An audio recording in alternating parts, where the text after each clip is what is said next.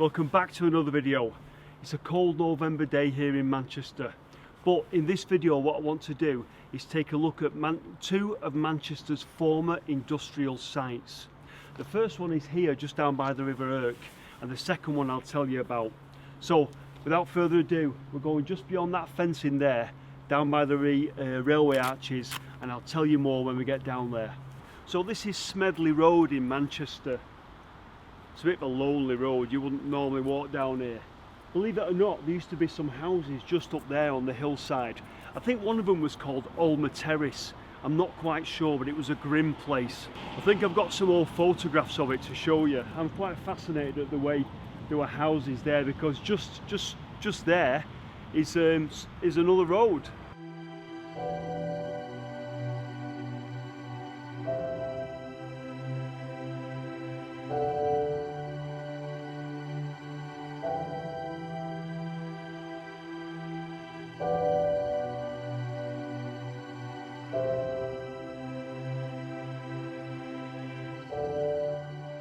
But over here, as you can see, we've got an old wall, and this was the outer wall of the Irkdale Printing Works. Now, printing works, I think it was for cloth. There was a lot of these sort of works by rivers that printed on cloth, and I think it used the river as a source of water, and also probably discharged into the river as well. I've been driving past here for about 27 years, and I always wondered what was over here. I know the River Irk is down here, so let's scramble up the bank and take a look. I don't think there's anything here, but let's take a look anyway.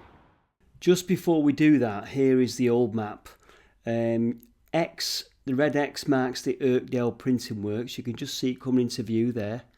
See the River Irk. Now the yellow arrow is what I think is where Alma Terrace is. The green arrow is where it could be, but I'm pretty certain it's at the yellow arrow.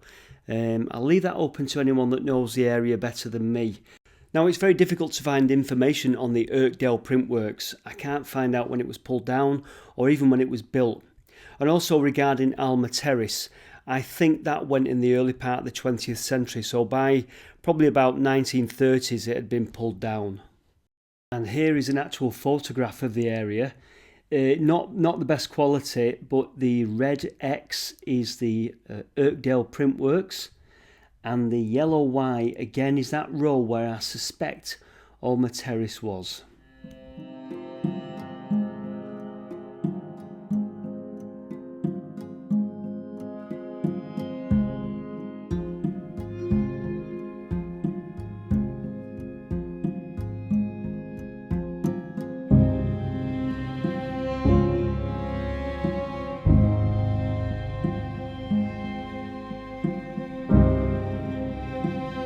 So I did try to get over that wall, and it was absolutely impenetrable. This is from across the river, that's what we're looking at. Absolutely impenetrable set of weeds and overgrowth. So this is, like I say, from the opposite side of the river, and we managed to just see some more remains. So we've just come down this godforsaken hill. Down here, I don't know if you can see if it's too dark. Down this hill through all this undergrowth. There's the Irk. Yeah, there's the remains of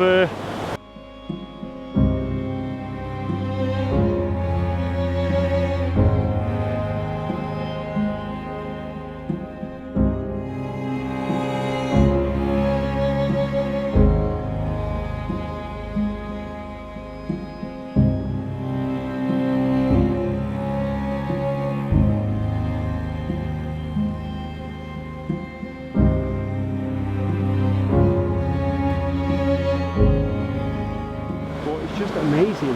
There's stone at the bottom and then into brick, so it's stone based and into brick.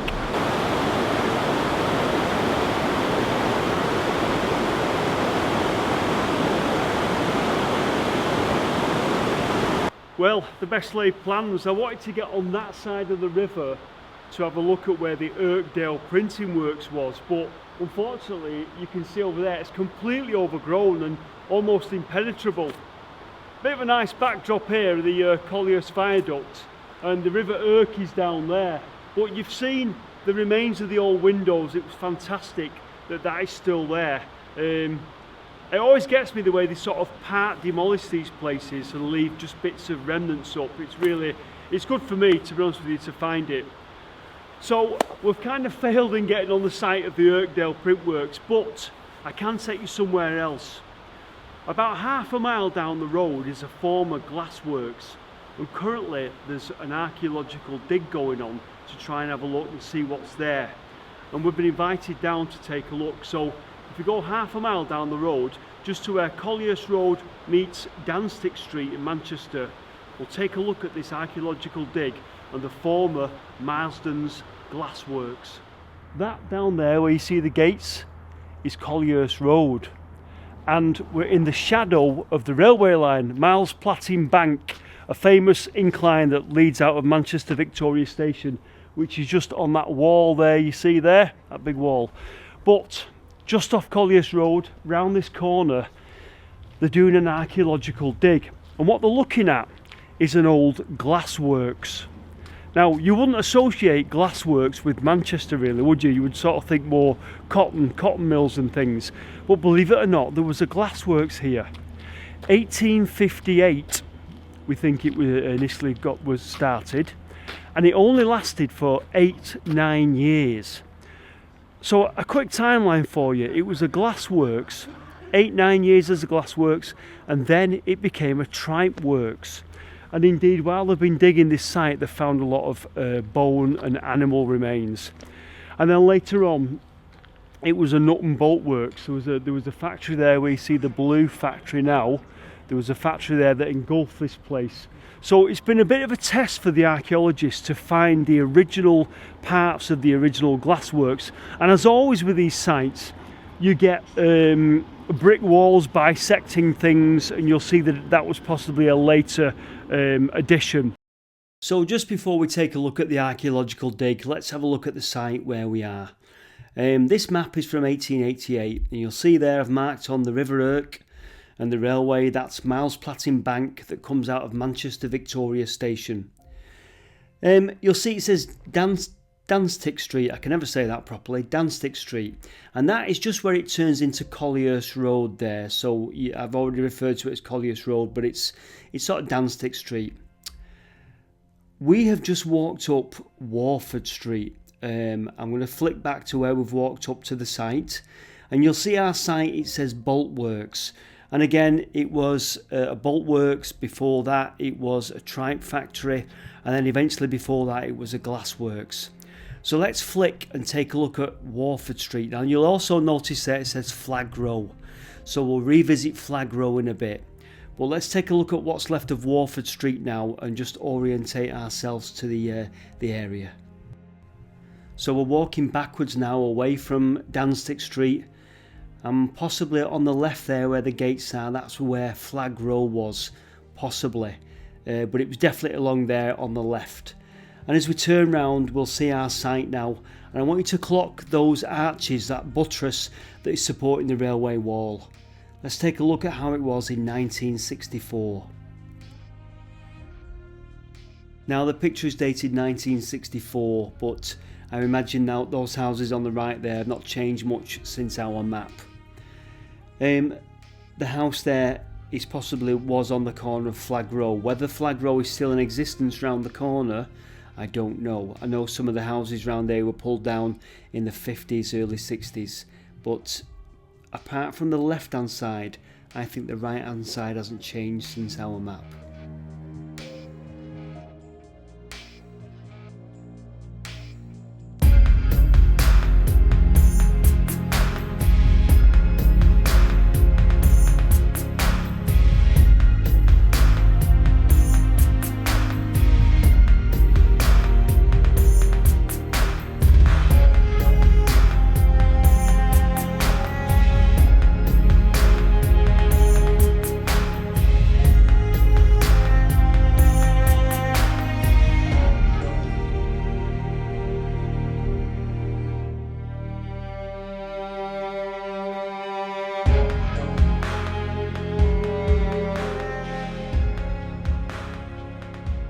So here's an aerial view of our archaeological dig, and what I'll do is we'll go down on site and I'll try and talk you through some of the features and some of the things that I were told by the people who are working on the site.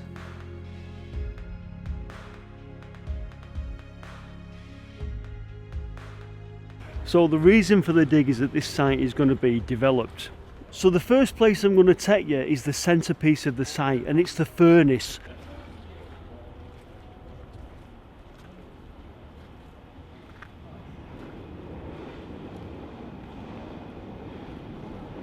I'm not sure with glass technology and how this thing worked, but apparently this thing stood until the 1960s. This was a derelict factory. A couple of details I want to show you.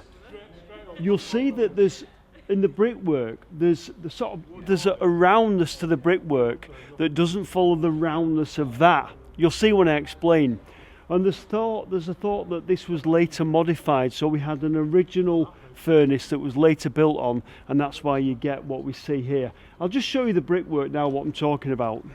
Okay, I'll try and explain what I'm on about. See the base circle there on the base of the furnace?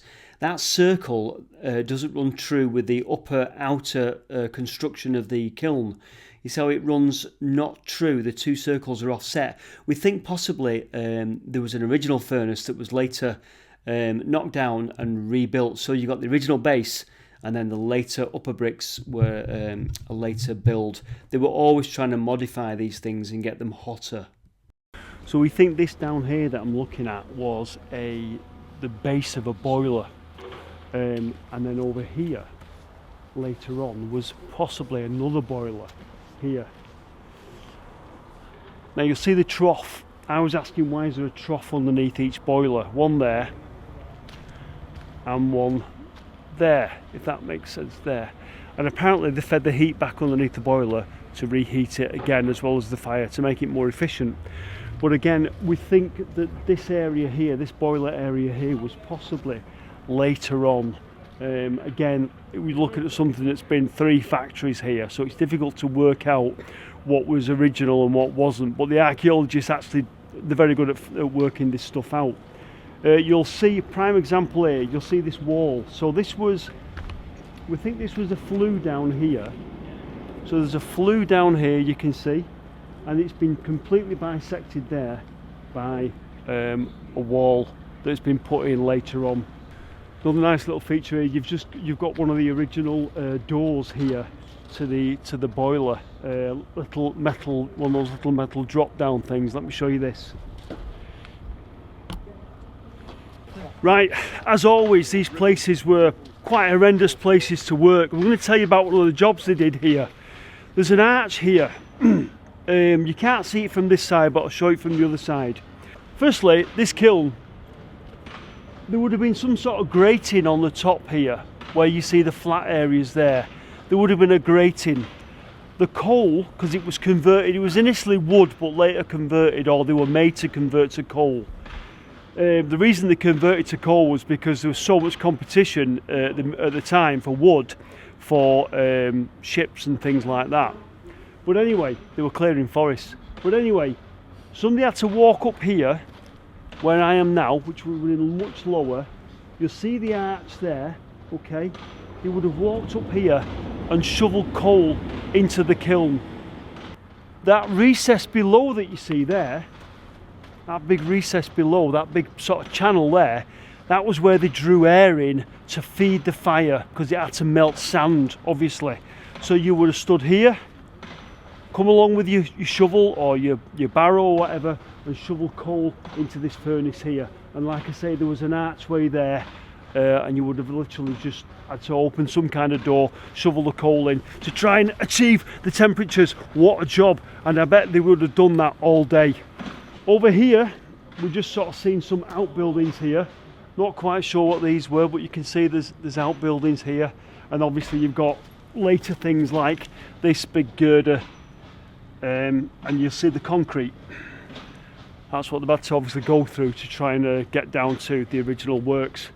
So what kind of glass did they make here? Well, glass manufacturing apparently breaks down into different areas, and the kind of glass that they made here was sort of tableware, so sugar bowls, milk jugs, your granny's sort of trifle bowl, that type of thing.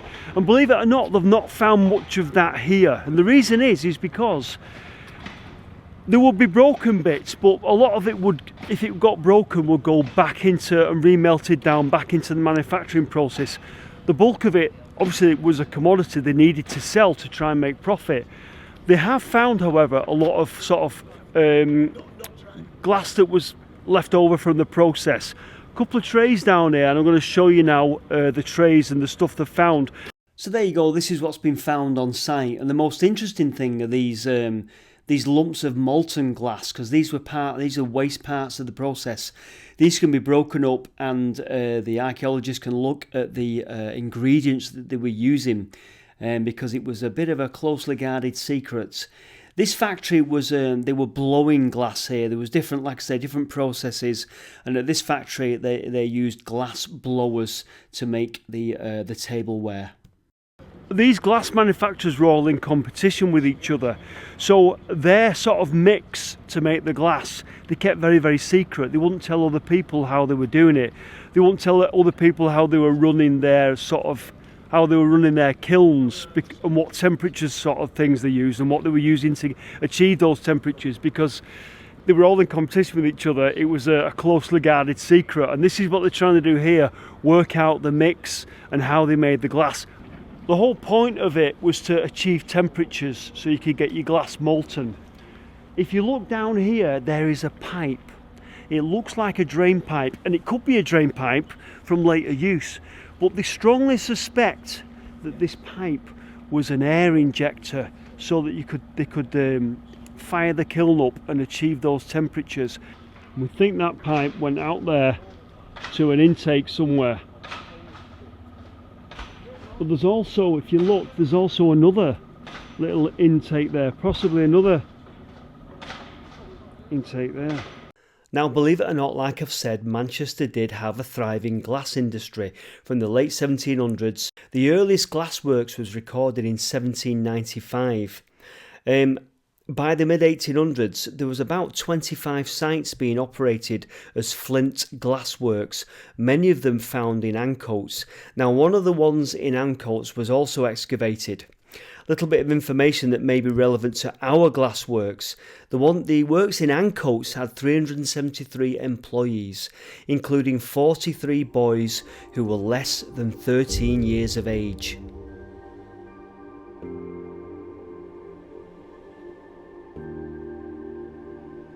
Now, our glassworks was called the Marsden Glassworks. It only had a short lifespan. It only was from 1858 for about 8 or 9 years, and the theory is that it went out of business, competition being so strong, and of course it became a tripe works and then the nut and bolt works. Now, around about the early 1960s, this structure was still standing, and someone walking down Danstick Street had the presence of mind, probably an early urban explorer before they'd been invented, to walk across the road, walk into the derelict compound and take a picture of the kiln. So that picture, can we see it? Can we see a picture of this place just before demolition and see how the kiln looked? Well, I've managed to find the picture. It's very poor quality, but here it is.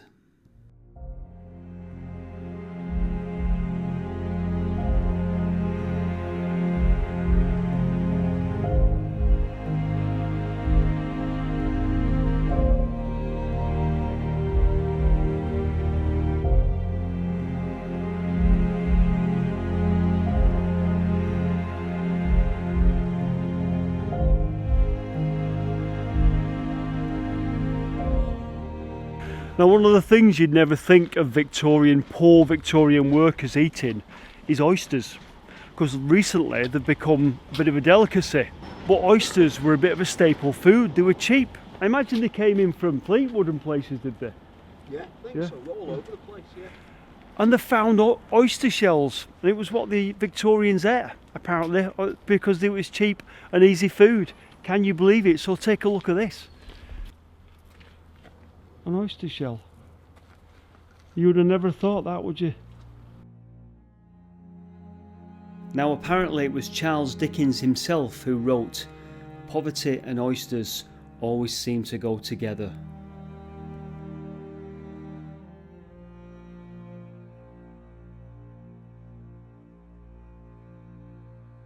Evidence of animals working here. They found horseshoes as well.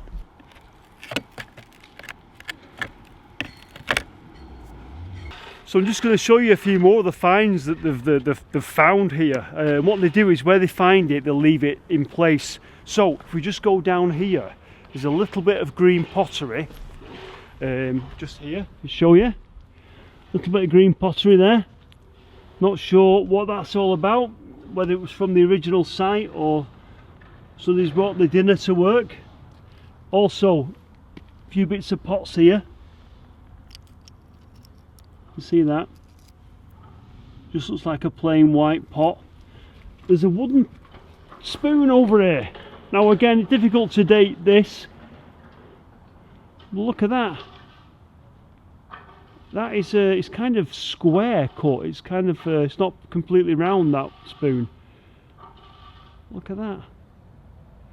Amazing. And then if we go over here, we've got the remains of a clay pipe. Look at that. Somebody's been having a smoke on site. Remains of a clay pipe there. And again, more oyster shells. More oyster shells.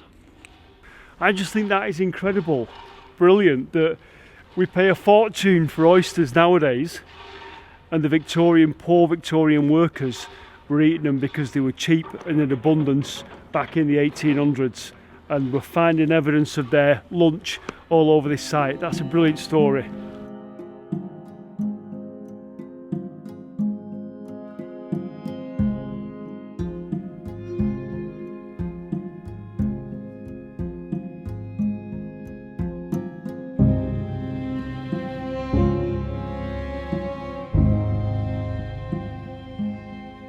So as we go back to our map, we can see there the bolt works, which is formerly the glass works, and you can just see the chimney there as well. But who lived in the local area, and more specifically, who lived on Flag Row? Well, the rate book of 1859 said that the rents for Flag Row were about £4 a year, and it was mainly industrial workers and their families that lived on Flag Row. Now, most of the houses were owned apparently by a William Horton, and he was listed as occupying number 10 Flag Row from the 1840s through to the 1880s with his family. But unlike the rest of the properties on Flag Row that were listed as domestic, number 10 was listed as a beer house and a coal yard. The 1861 census records number 10 as the City Arms, so it was definitely a beer house. Now, William Horton is also recorded as a pipe manufacturer. Now, it's unclear whether he made the pipes at number 10 or elsewhere in the city. But on that census, there are 14 other people listed as living at number 10 Flag Row, 9 of which are also listed as being pipe makers and pipe finishers. So it looks like William Horton had a pipe manufacturing industry in number 10, a beer house and a coal yard. Now, the more astute amongst you will notice that if you count the blocks, you wouldn't think that where the red arrow is was number 10. However, I'm reading this information. Trade directories from the late 19th and 20th century list the most easterly property, which would be at the end there where the red arrow is, list the most easterly property in the terrace as being occupied by a beer retailer named Percival in 1895, who is subsequently listed as a ham and bacon curer up until the early 1950s. It is therefore likely that Horton's Beer House is the large property on the corner of Flag Row and Water Street. Now, as you look at the map, you're going to say, but it's Warford Street. Well, as I'm going to tell you in a moment, Warford Street was formerly known as Water Street, as you will see in a photo in a moment. Now, I'm going to leave you with some images. So I want you to clock these things on the map. Warford Street used to be called Water Street, apparently. Remember the gasometers. Remember Beasley Street there in the middle, just off Flag Row. Over to the right, remember Duckle Street. I'll leave you with these images now.